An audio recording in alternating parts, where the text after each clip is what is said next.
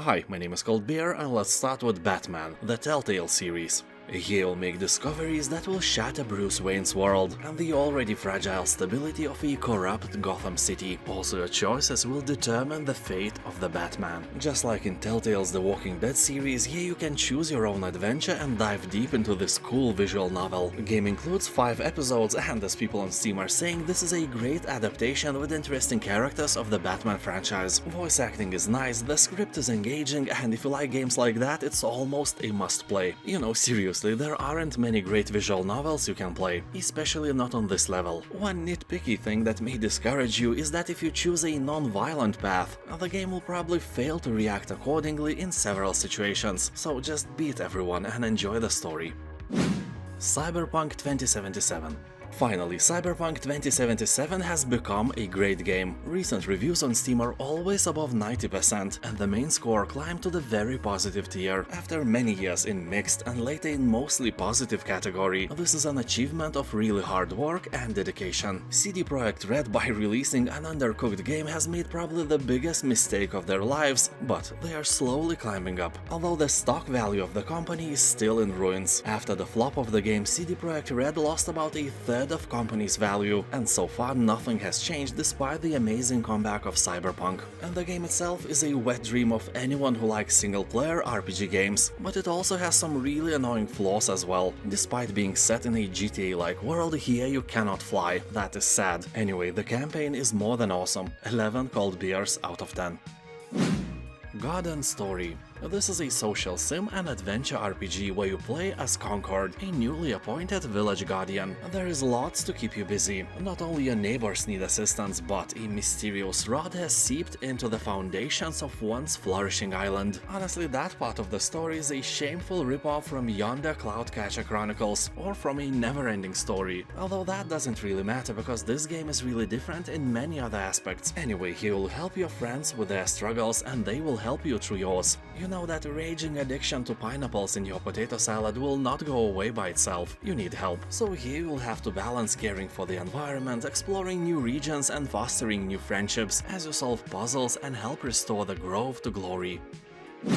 The Witcher 2 Assassin of Kings Enhanced Edition. Everyone knows, and most of us have played the third Witcher, but just a few of us have tried previous parts. Well, I played all of them and I can share my quick insights about part 2. So if you are wondering should you play Assassin of Kings, there is some major guidance for you. If you like the third Witcher because of the open world and fluid combat, you won't find anything similar here. The world is segmented, some areas are more open, some are straight linear, and combat is way less satisfying. Although it is decent enough to not make you rage all the time. It is an older game released at the same time as Skyrim, but just with a fraction of that budget. But if you like third Witcher because of the story, writing, humor and deeply developed characters, then yes, the second part can offer a similar experience. I would give the overall scenario 10 cold beers out of 10. I can absolutely recommend it. Also, the game has boobs in it. On Steam, Assassin of Kings has 90% of positive reviews, left by tens of thousands of people. Basically, this game was the moneymaker that helped CD Projekt create a much bigger third part, which is also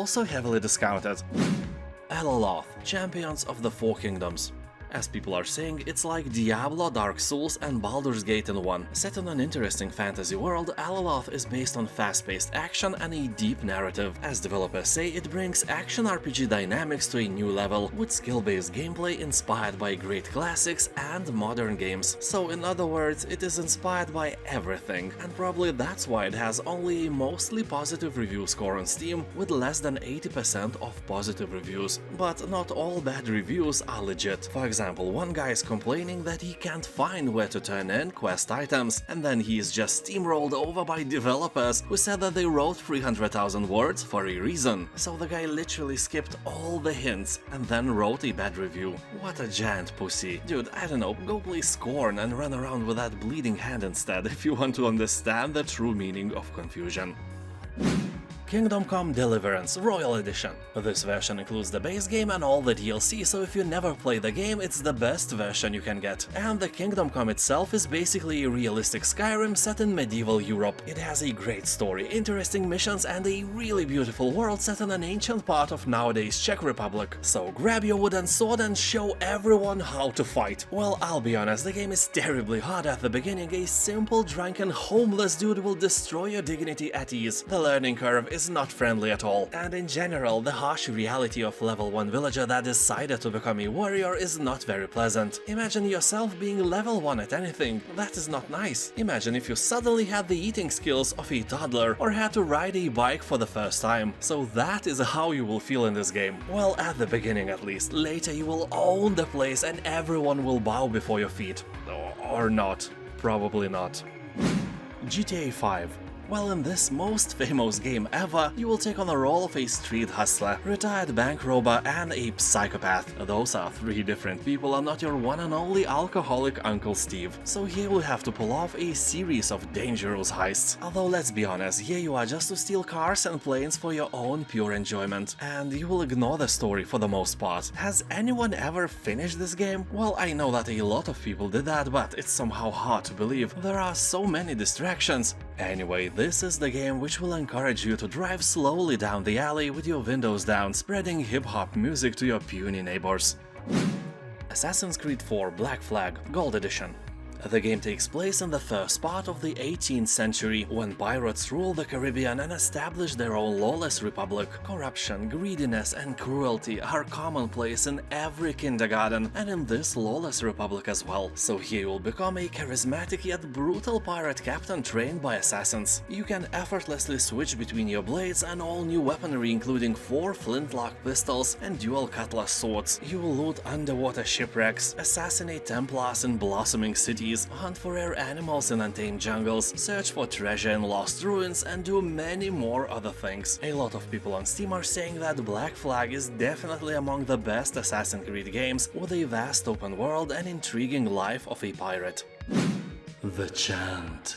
This is a nice single-player third-person horror action-adventure game set on a remote island. Your peaceful weekend turns to dread after a group opens a psychedelic dimension of terror that feeds off negative energy. So you could throw all the Karens of the world in it and keep everyone happy, but the protagonist never thought about that. So now you witness terrifying revelations about the cosmos, fight off the creatures, reason with the survivors, and unravel the legacy of a cult from the 1970s to reverse the ritual that caused all of this. The score on Steam hovers about 80% of positive reviews, so 4 out of 5 people like the game. The Long Dark. When I look outside my window into the vast wilderness of North and Eastern Europe, I realize that I don't need games like that, I live in one of them. Snow, ice and cold rules my land, and only the power of my heater keeps me alive. I have to pay 100 euros per month for it, but, you know, it's worth it. Not dying is great. And for the rest of you who are way more lucky with the climate, I should probably say that this game, despite sometimes being very relaxing, is kinda hard. You will starve, you will be thirsty, you will be cold, and you will be eaten by a bear, still while being alive, screaming and kicking, you know, with the rest of your body that is still not eaten at the moment. So with this joyful note, I must stress out that this is an amazing survival game with more than 90% of positive reviews on Steam. People are talking that this is an artistic masterpiece and one of the best games of the genre. And now, thank you for watching, and don't forget that in my channel you can find hundreds of videos like that with new ones released almost every day. Have a nice day and I'll see you next time. Bye.